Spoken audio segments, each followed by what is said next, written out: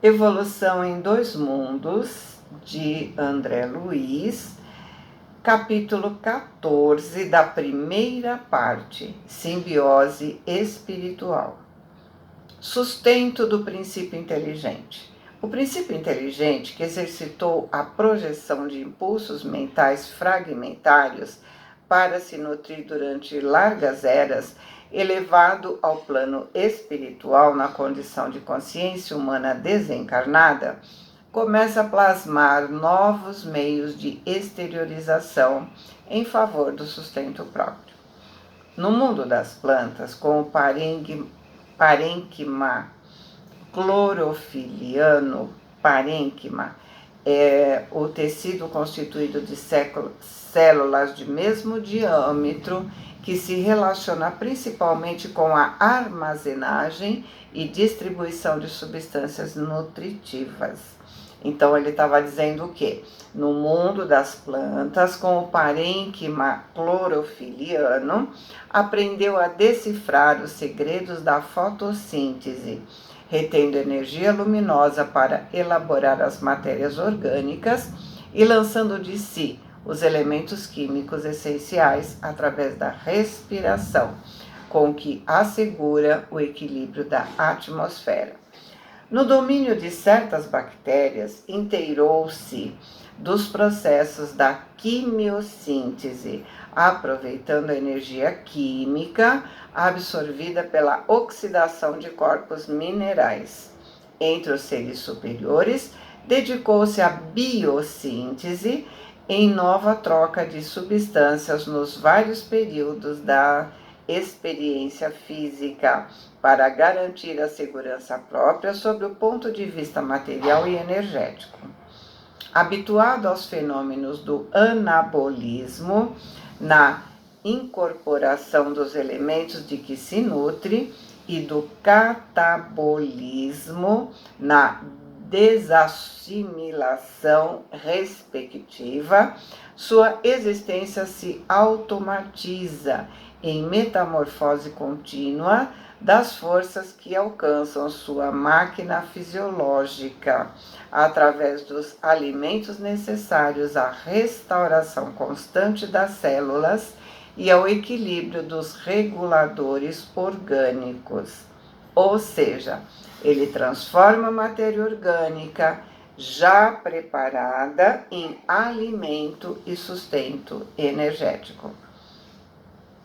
Início da mentossíntese. Mentossíntese é uma espécie de metabolismo com base nas trocas de fluidos mentais, analogamente à fotossíntese. E ele diz: porém, erguido à geração do pensamento ininterrupto na individualidade, o modo particular de ser se altera. O princípio inteligente se inicia nas operações que classificaremos como sendo mentossíntese, porque, baseada na troca de fluidos mentais multiformes, através dos quais emite as próprias ideias e radiações, assimilando as radiações e ideias alheias. O impulso que surgia na sua mente embrionária por interesse acidental de posse, diante da necessidade de alimento esporádico, ou seja, de vez em quando, agora é desejo consciente. E, acima de tudo, o anseio genésico instintivo que se sobrepunha à sua vida normal em certos períodos, se converteu em atração afetiva constante. Assim, aparece a sede de satisfação invariável como estímulo à experiência e dá indícios na sua alma a grandeza do amor encravado no egoísmo, como o diamante em formação no carbono obscuro, ou seja, lentamente, né? O diamante ele vai se formando lentamente.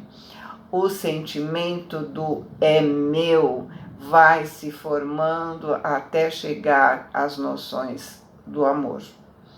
A morte física interrompe suas construções no terreno da propriedade e do afeto, e a criatura humana, iniciando-se no pensamento contínuo, sente-se quebrada e aflita cada vez que se desvencilha do corpo carnal adulto.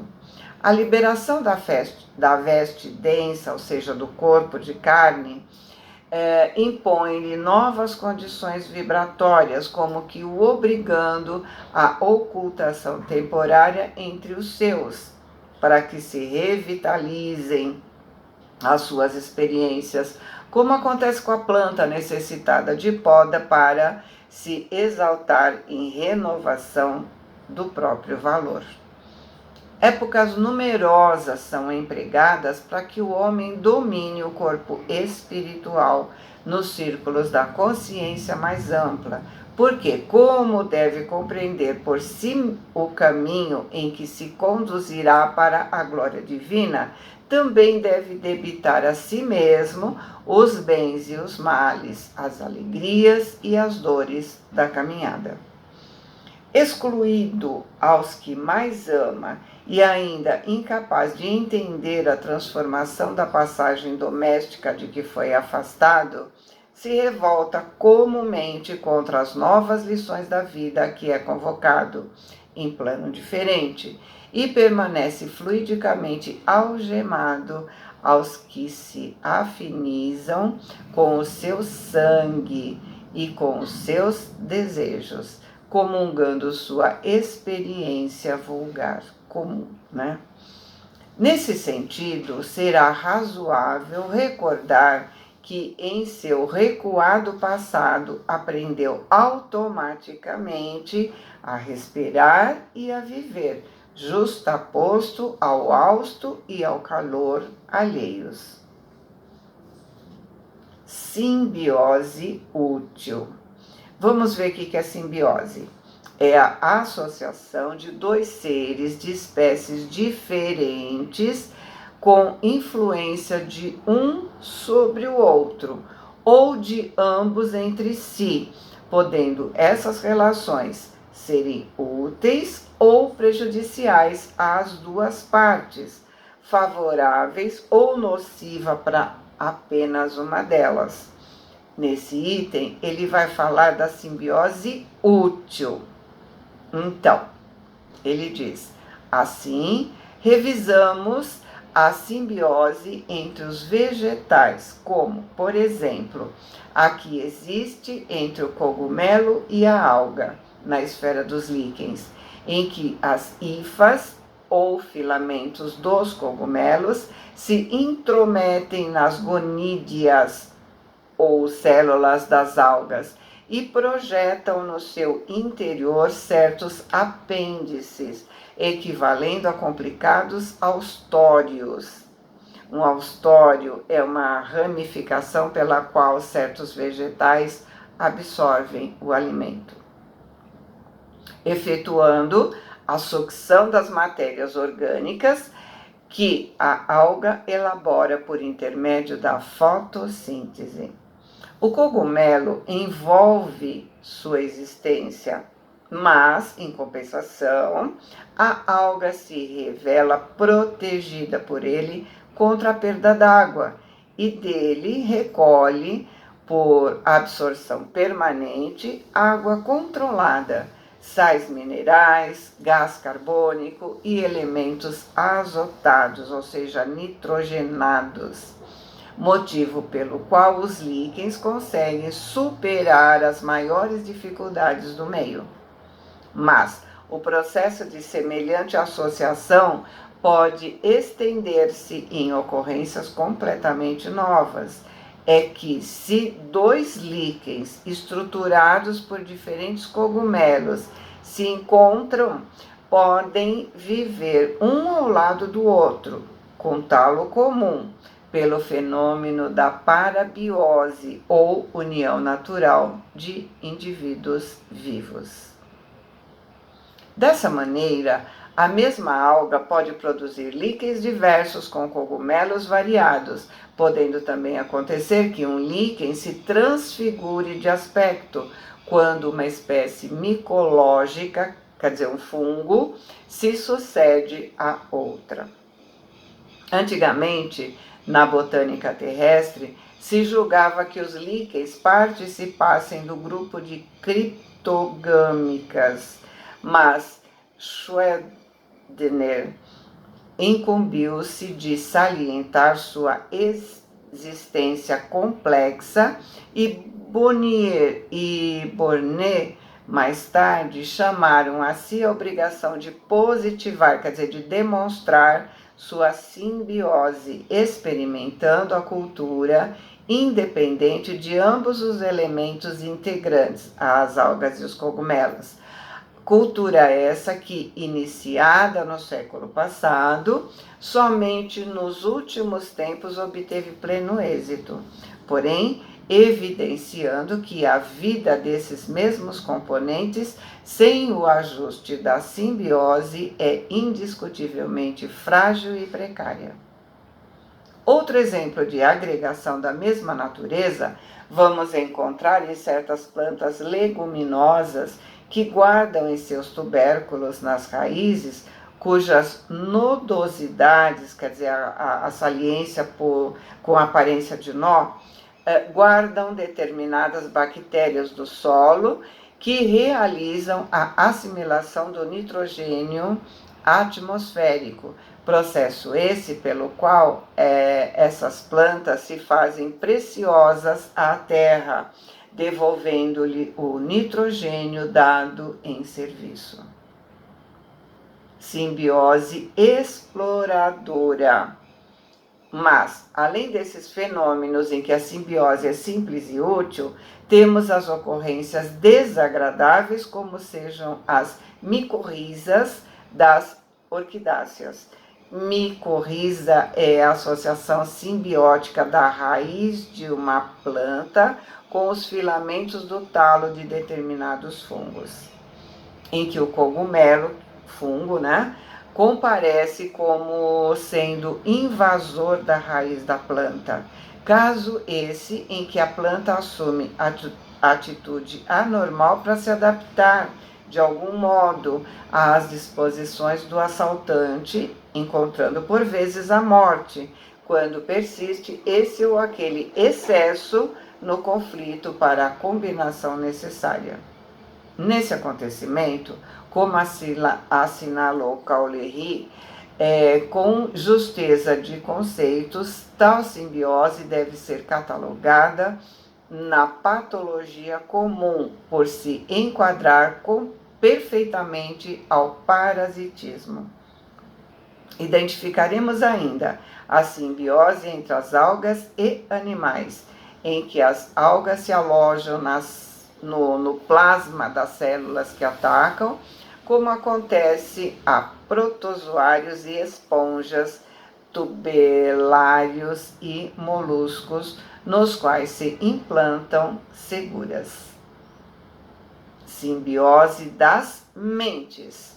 Semelhantes processos de associação aparecem largamente empregados pela mente desencarnada, ainda tateante na existência além-túmulo, novata na experiência do além-túmulo. Amedrontada diante do desconhecido que não consegue de imediato encarar sem medo, se vale da receptividade dos que choram sua perda e se demora colada aos que mais ama.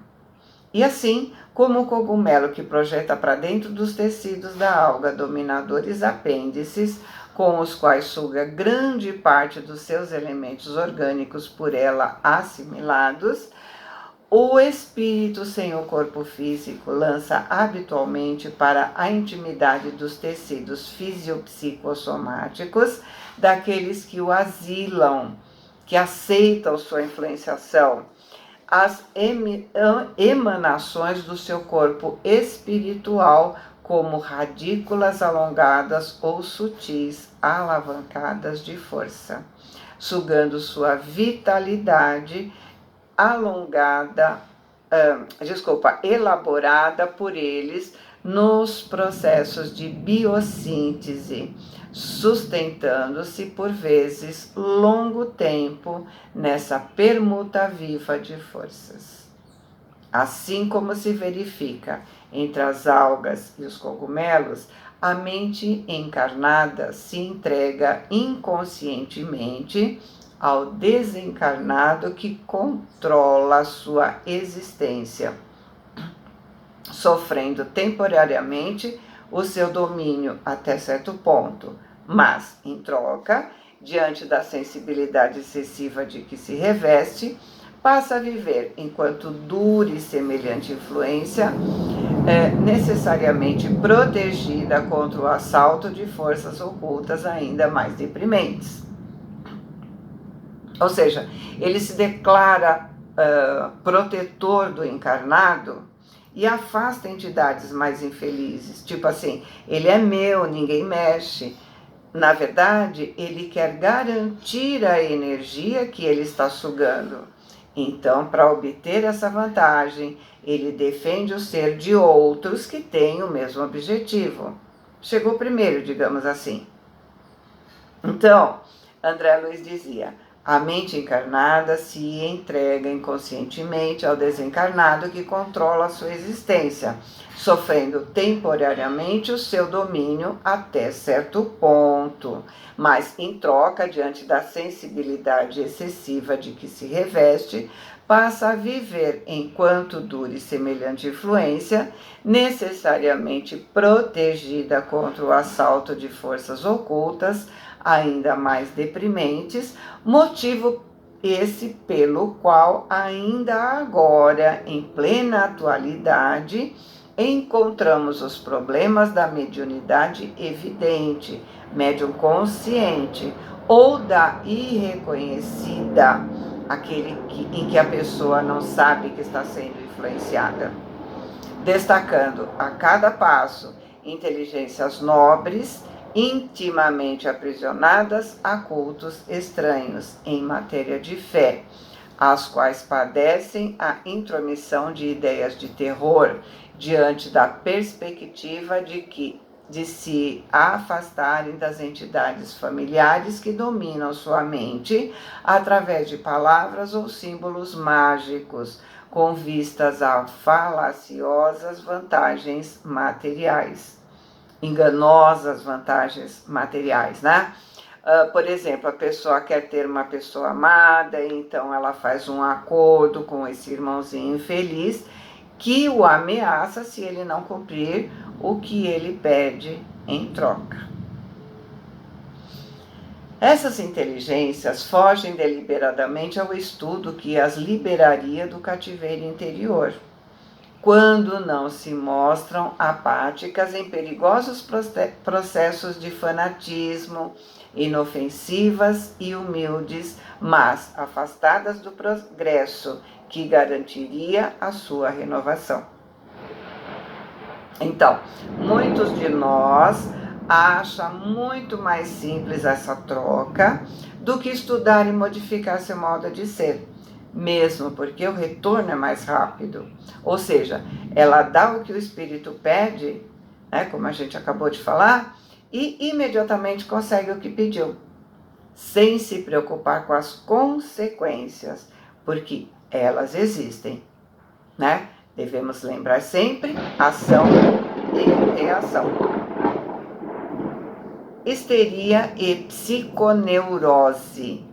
Entretanto, as simbioses dessa espécie, em que tantas existências respiram em reciprocidade de furto psíquico, não se limitam aos fenômenos desse teor, nos quais espíritos desencarnados, estagnados em determinadas concepções religiosas, anestesiam ou infantilizam temporariamente consciências menos aptas ao autocontrole, porque também se expressam na moléstias nervosas complexas, como a histeroepilepsia, em que o paciente sofre o espasmo tônico em opistótono, que é a contratura generalizada que encurva as costas, acompanhado de convulsões clônicas, seriam contrações espasmódicas e relaxamentos rápidos e involuntários,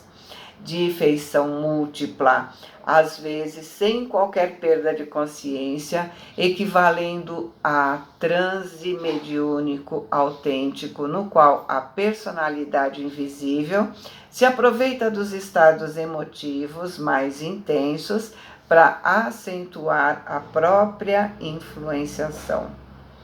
E na mesma trilha de ajustamento simbiótico, somos defrontados na Terra, aqui e ali, pela presença de psiconeuróticos da mais extensa classificação, com diagnose extremamente difícil, entregues aos mais obscuros quadros mentais, sem que possam ser classificados como loucos. Eles têm manias.